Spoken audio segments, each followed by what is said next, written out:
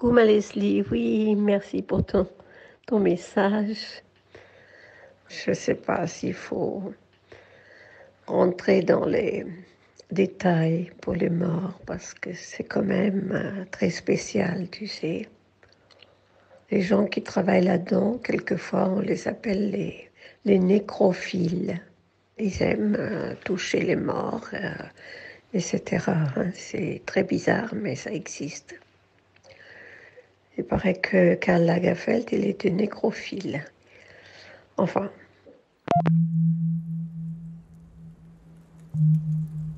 Moi, j'ai toujours eu peur de la mort. Je détestais tout ce qui pouvait la représenter. Costume noir, cimetière gris, larmes funestes, fleurs en plastique. Je gardais mes distances pour pas qu'elle s'approche. Et puis j'ai perdu mon père. Alors j'ai pas eu le choix. La mort semblait vouloir se familiariser avec moi. À mon tour, je souhaite me familiariser avec elle.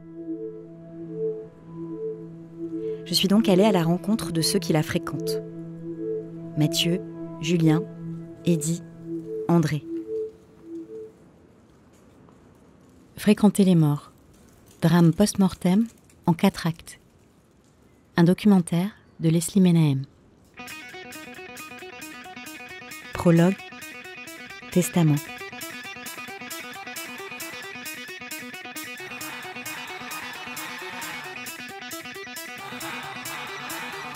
C'est dommage d'attendre qu'il y ait un mort pour se retrouver. Si on se retrouve, il faut que ce soit aussi des bons moments.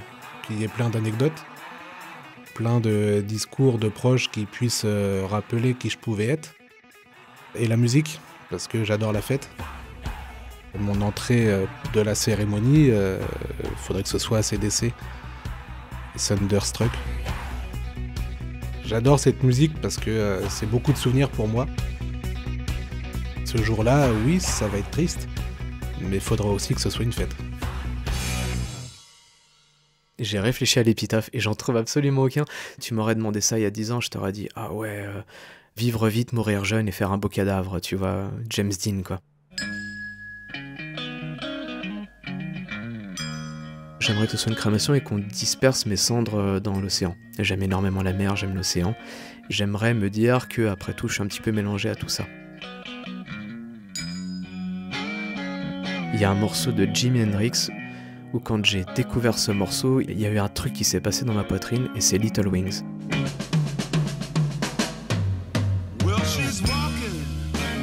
C'est un morceau en fait où tu peux me dire ah bah tiens je vais te torturer en te mettant toute une journée un seul morceau dans tes oreilles. Si c'est celui-là, je peux l'écouter un nombre de fois indéfini et il me fera toujours le même effet. Moi il y a longtemps que je sais ce que je vais faire. C'est une crémation. Soin de conservation, je ne sais pas. Est-ce que oui, non, peut-être, je ne sais pas encore. Parce que le soin de conservation est quand même quelque chose pour redonner l'aspect le plus reposé au niveau du défunt. Une chose qui est sûre, c'est que ça sera dilué de Mike Brandt. Cette musique-là qui permet d'accompagner un cercueil lors d'une sortie d'église, dans la cadence donc justement de cette musique très très douce. L'épitaphe, pour moi, le plus simple, c'est la vie doit être vécue. Et on ne doit pas attendre de mourir pour la vivre. Je ne peux pas demander les funérailles de Victor Hugo, bien entendu. Ça me plairait bien. Je veux quelque chose d'assez spectaculaire. J'ai déjà vu à peu près quel genre de corbillard je voudrais pour faire mon dernier déplacement. Sinon, dans une Jaguar, ou une Maserati, ou une Lamborghini, ou un truc comme ça, au moins dans une Mercedes. Et j'aimerais bien qu'on passe peut-être Requiem, une musique de Mozart qui est très très belle, par exemple. Je voudrais passer un film et m'adresser aux gens. Dire, bande de salopards, vous êtes là, vous êtes vivants, et moi je suis dans la boîte là. C'est effrayant, c'est horrible.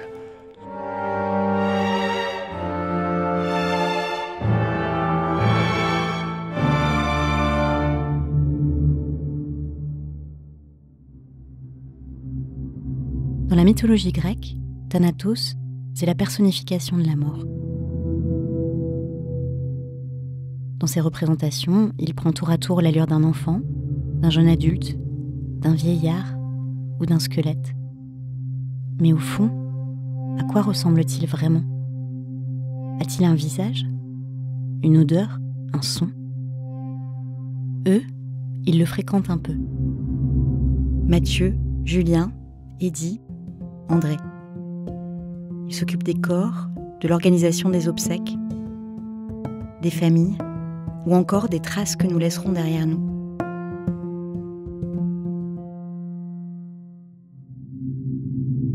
Les porteurs arrivent, ils sont très droits, il y a des formes de gestuelles qu'ils doivent avoir, faut qu'ils soient habillés en costume, ils marchent droit, ils marchent au pas ensemble, ouais, c'est un spectacle. Quand on les voit faire tous, aussi bien les familles que les pompes funèbres, toutes ces choses-là, on a l'impression d'être des spectateurs sur une scène de théâtre. Et en fin de compte, il y a le coup de bâton qui tape 3 fois pour dire ça y est, on met en place les choses. Ça s'arrête là, à ce moment-là, quand le cercueil est fermé.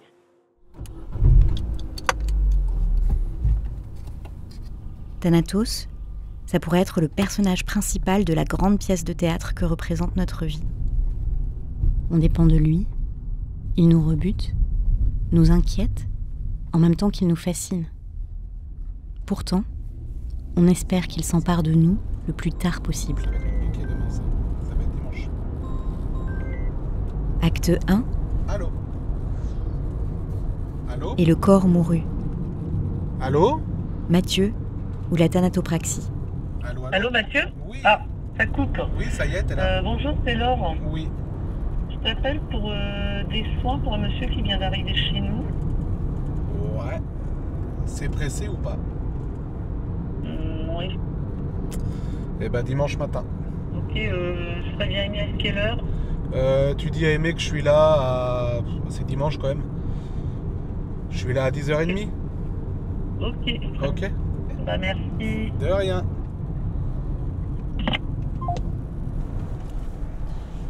On va à Montrichard, c'est dans un très beau funé, faire un soin de conservation sur un petit papy. Donc je sais pas encore comment il est, je sais pas de quoi il est décédé. Ça fait aussi partie du boulot, on sait pas sur quoi on va intervenir à l'avance quoi. Enfin pas toujours. Je pars, mon fils dort, je rentre, mon fils dort. Le week-end, je suis au travail. J'ai pas de vacances. Pendant les fêtes, je suis au travail. Le métier de thanatopracteur est très prenant et je pense que c'est aussi pour ça qu'on n'a plus de main-d'œuvre.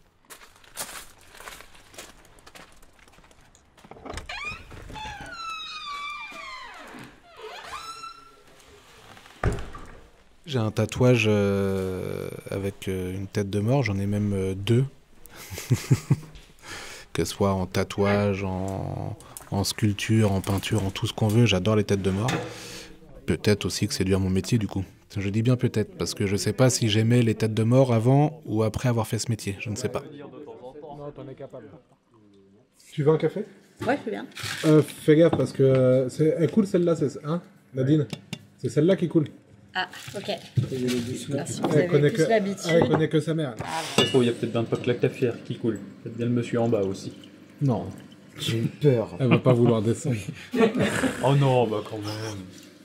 C'était un monsieur qui faisait beaucoup d'œdèmes. Mais beaucoup. Et là, pas du tout.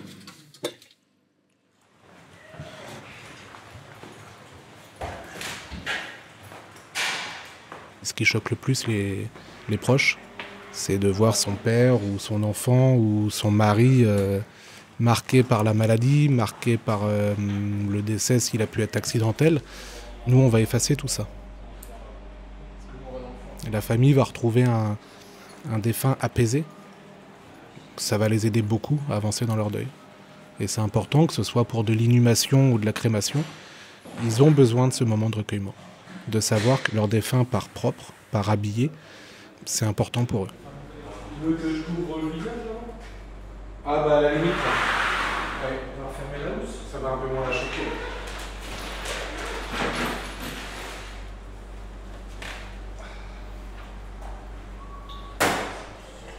Quand les gens vont dire que on a l'impression que le monsieur dort, pour moi, c'est la plus belle des récompenses parce que ça veut dire que j'ai réussi mon travail.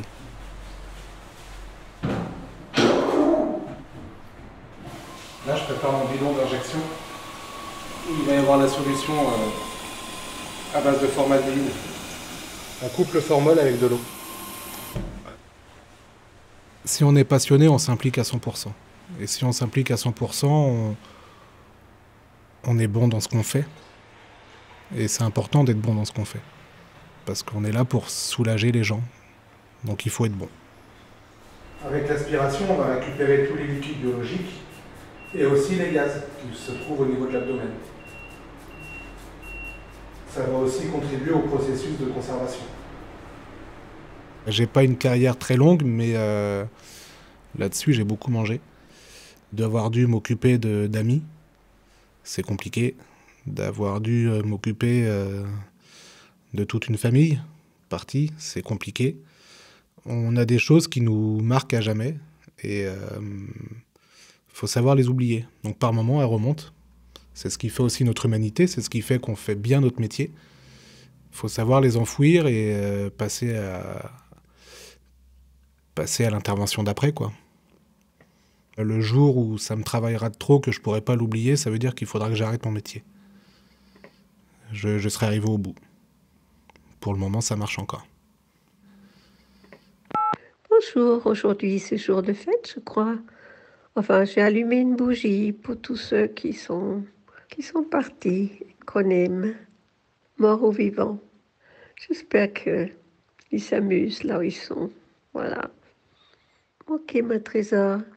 J'ose pas t'appeler parce que je vois que tu es tout le temps au téléphone.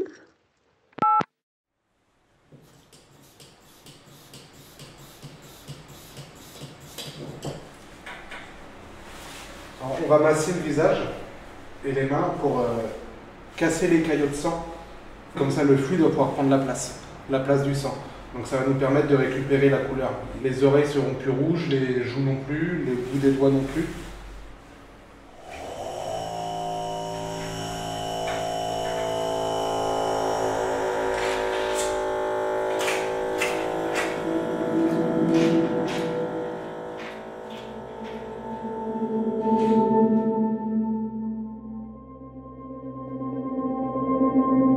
J'avais jamais vu de cadavre. J'avais bien perdu mes grands-parents, ma tante, mon parrain.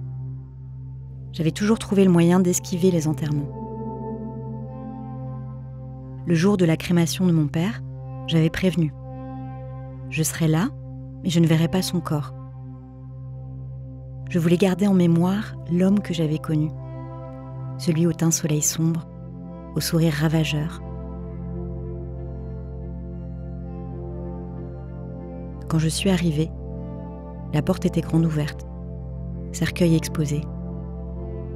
Je l'ai vu malgré moi, et je ne l'ai pas reconnu.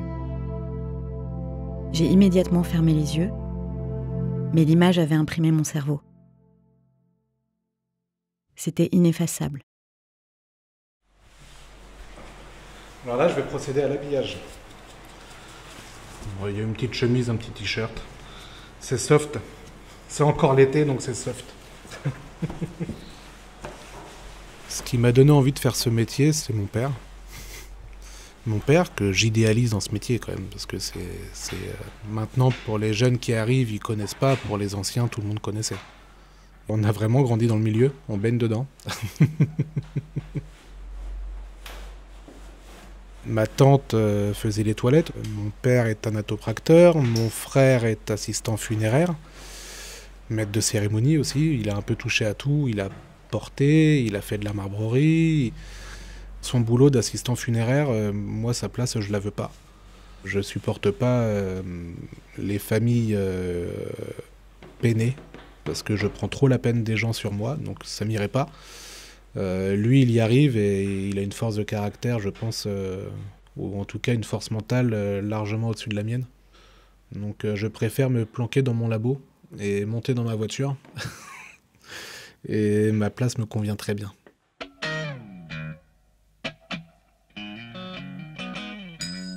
Que ce soit dans sa musique, que ce soit dans sa façon d'être, Julien, c'est un artiste. Acte 2. Et la poésie fut. Julien, le maître de cérémonie. Tu as des personnes, ils sortent du boulot, ils vont aller au sport, ils vont aller courir, ils vont se défouler. Moi, mon défouloir, c'est la musique.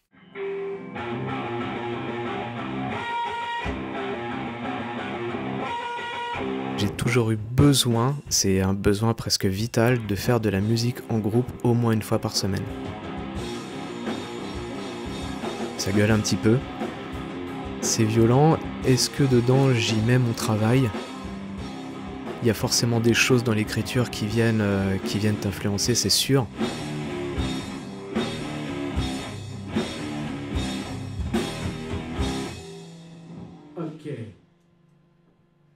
Ne venez pas sur ma tombe, parlez pas de moi avec quelconque emphase dans la voix ou quoi que ce soit. Je ne suis pas là, je ne suis pas mort, je suis juste de l'autre côté du chemin. Alors ça, tu l'as, 4 fois par semaine. Dans les musiques, il va y avoir du Edith Piaf, Mon amoureux, il va y avoir Mon vieux, ça y est, son nom m'a échappé. L'Ave Maria, évidemment. Le Requiem de Mozart, bien sûr. Beaucoup de musique classique, curieusement.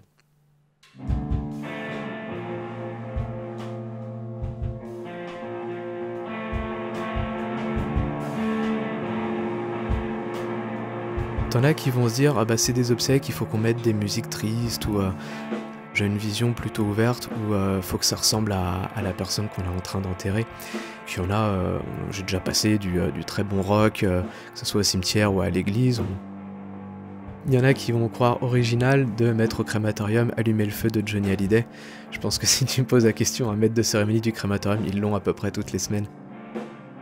L'humour est aussi un exutoire, je pense.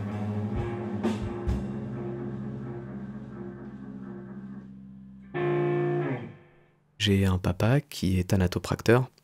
C'est même certainement à cause de ça que j'ai jamais eu d'a priori vis-à-vis de la mort. J'ai jamais trouvé que c'était un milieu sombre ou malsain, ou comme certains peuvent en avoir l'image, parce que j'ai un papa qui en a toujours parlé librement. Quand lui rentrait tard, à table, il nous en parlait en fait de ce qu'il avait fait ce jour-là. Il racontait à ma mère, tu sais, j'ai vu un tel, là j'étais à tel endroit. Et puis, une fois où je l'ai accompagné, c'était une dame qui était morte, je pense, d'un cancer. Elle était vraiment pas belle. Et quand mon père a eu terminé de s'occuper d'elle, j'avais en face de moi quelqu'un qui était allongé et qui dormait. Et ça, je m'en souviendrai toujours, c'était vraiment une belle image et j'ai compris l'importance de son boulot.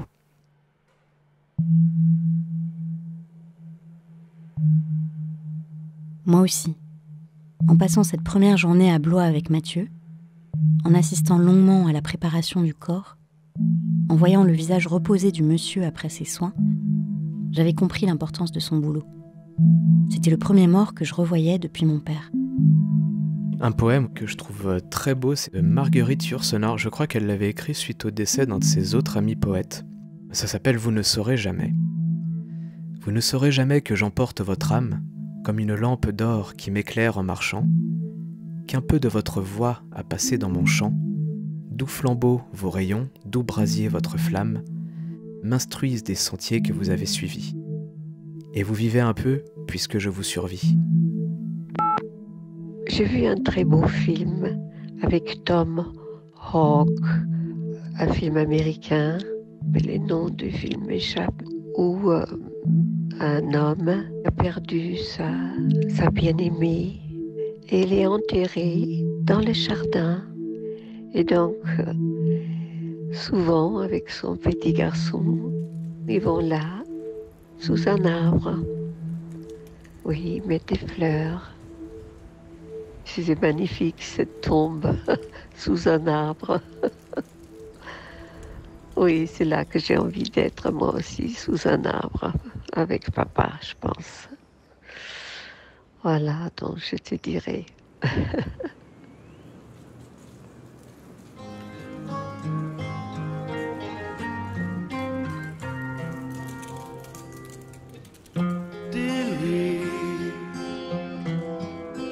Fais ça pour moi, dis-lui. Acte 3. Et le grand voyage se fit. Eddie, le gardien des secrets. Me semble moi lent.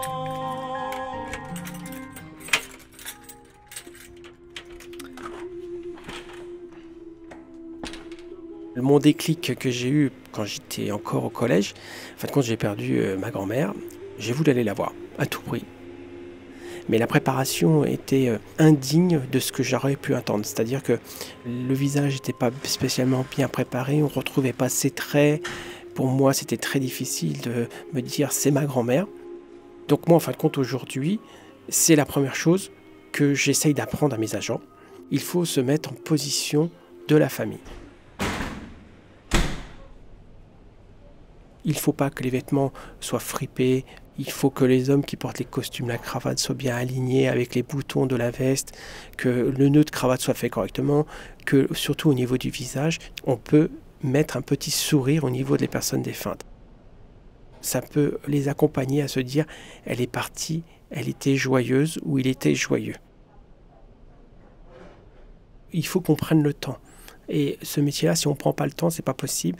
On devient comme des machines et il faut vraiment écouter, partager.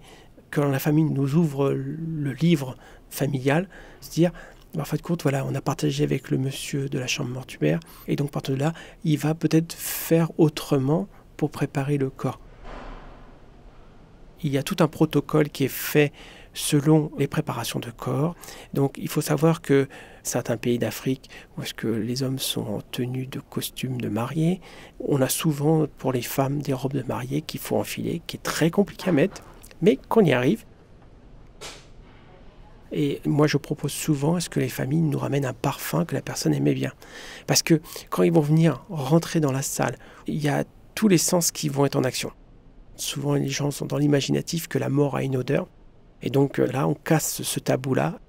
L'odeur du parfum va permettre d'apaiser et de se rapprocher plus facilement de la personne défunte.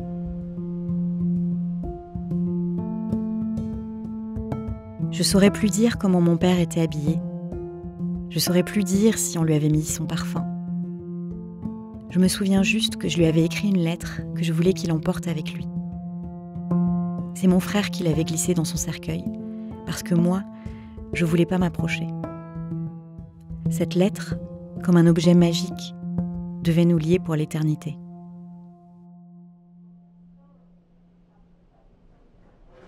J'ai eu beaucoup de gens qui m'ont ramené des paquets de cigarettes pour mettre au défunt. Voilà, parce que c'était un grand fumeur et il fallait toujours son paquet de cigarettes dans sa poche. Des bouteilles d'alcool aussi.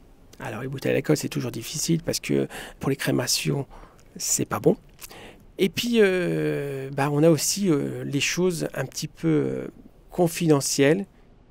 Des fois, on a des amants, on a des maîtresses qui nous ramènent des choses pour l'être qu'ils ont aimé et qu'on est obligé de cacher pour pas que le mari ou la femme découvre que ça accompagne leur défunt.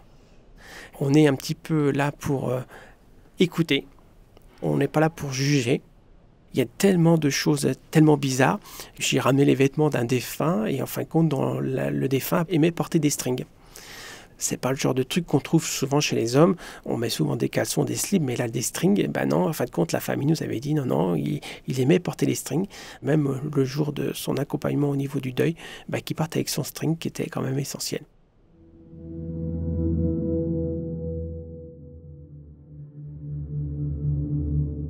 J'avais toujours pensé que pour faire un métier pareil, celui de ces hommes que j'avais pas encore rencontrés, il faudrait sacrément avoir envie de fuir la vie. Je me demandais comment c'était possible, cette fréquentation quotidienne des cadavres, cette passion de la chambre froide. J'avais rien compris. Quand on voit la mort défiler tous les jours devant ses yeux, on ne peut que l'aimer, la vie.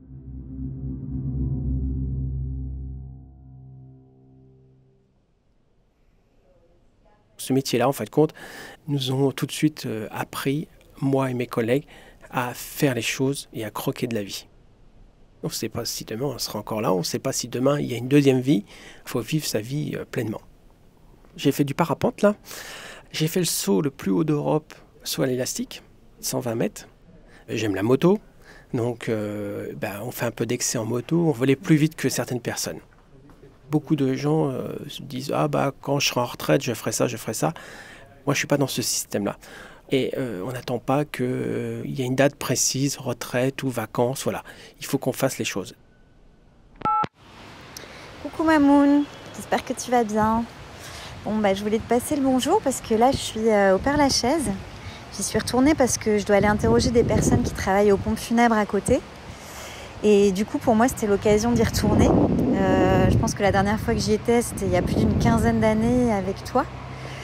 Et du coup c'est assez étrange de revenir mais en fait je trouve ça pas si mal. Je sais pas, il y a des grands arbres, c'est assez beau. Il y a pas mal d'oiseaux. Enfin voilà.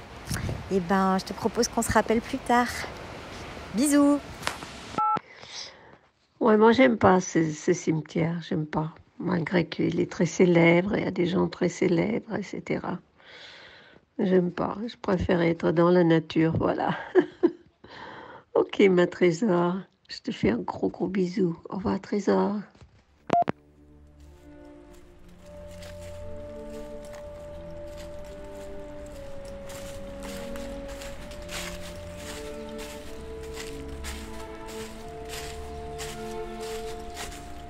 Alors, on va se rapprocher. Acte 4. Faites gaffe, parce que c'est plein de choses trappes, c'est un parcours du combattant ici. Et il laissèrent des traces. André, le promeneur nécropolitain. Plus le temps passe, plus je suis prudent. Il y a, évidemment quelques années, je gambadais, je sautais allègrement au-dessus des tombes, etc. Maintenant, je suis beaucoup plus prudent, je fais attention. Parce que j'ai pas envie de finir ici brutalement. Depuis 1970, je parcours les cimetières dans le monde. Ma passion, ça a été de photographier les cimetières. C'est extrêmement exaltant d'être le matin à la porte d'un cimetière immense qu'on ne connaît pas et on se dit qu'est-ce que je vais découvrir. C'est ce qui est le plus original, le plus émouvant, le plus bizarre, le plus baroque, le plus religieux possible éventuellement, bien que ce ne soit pas du tout mon truc, hein, mais ça m'intéresse. Alors, oui, on va pas prendre tout à fait le chemin habituel, mais ça fait rien puisqu'on est passé par là quand même. On va monter un petit peu.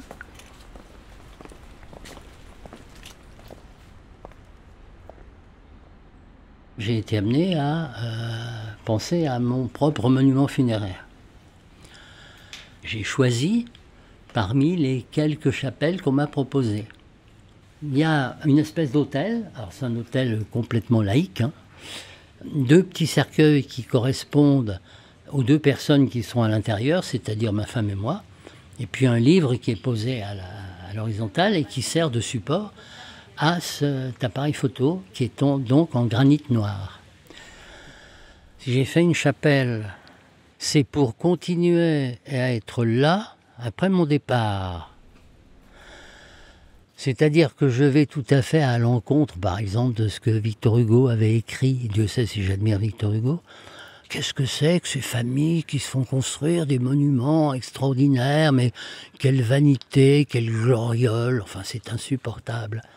Et moi, je comprends très bien que face à la mort, contre laquelle on ne peut pas lutter, il n'y a qu'une façon de faire, peut-être dérisoire, c'est de laisser des traces. Et je crois que c'est ce que font tous les créateurs, les écrivains, les sculpteurs, les peintres, les architectes, etc. Ils veulent laisser des traces de leur passage, ne pas être oubliés. C'est exactement ce que j'ai cherché à faire ici.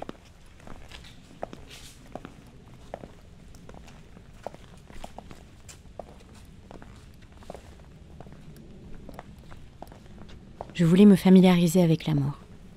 Alors, la mort s'est familiarisée avec moi. Imparable, têtue, elle a joué avec moi au chamboule-tout. Elle a pris son temps pour broyer mes certitudes, pour détruire mes repères, pour me montrer que c'était infiniment long de faire son deuil. Mais elle m'a révélé aussi qu'elle était étroitement liée à la vie, à l'amour.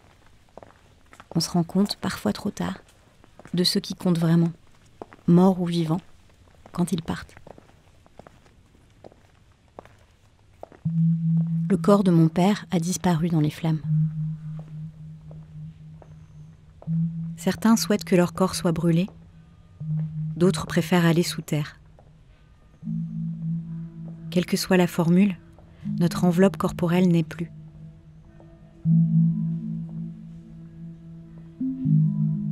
Un jour, on sera plus là.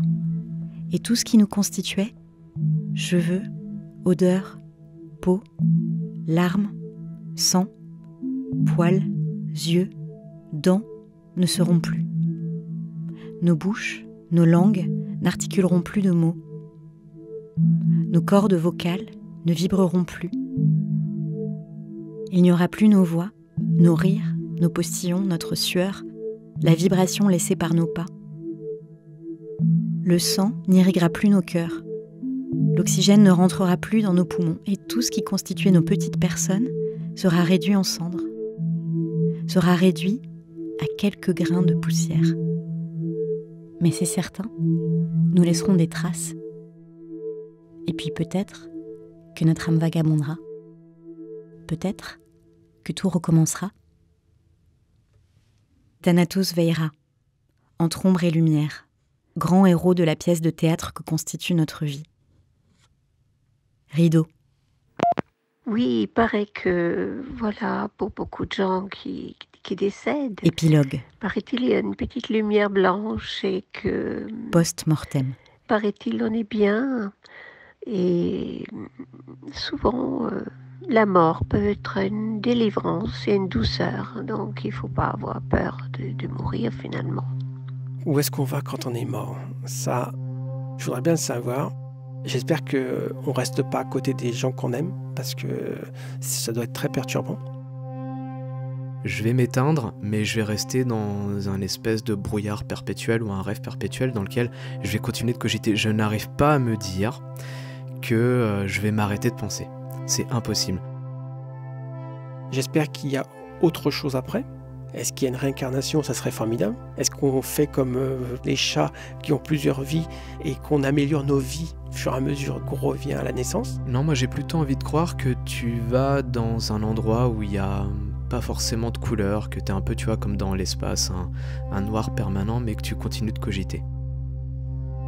Pour moi, on renaît. C'est peut-être pour ça aussi que des fois on a l'impression d'avoir déjà vécu un moment. On recommence à zéro, c'est un cycle. C'est vrai qu'il y a beaucoup de gens qui croient à la réincarnation, ce qui est bien. Je respecte les philosophies. L'Église catholique, c'est un peu aberrant, leur méthode très ancienne, avec la surérection, etc.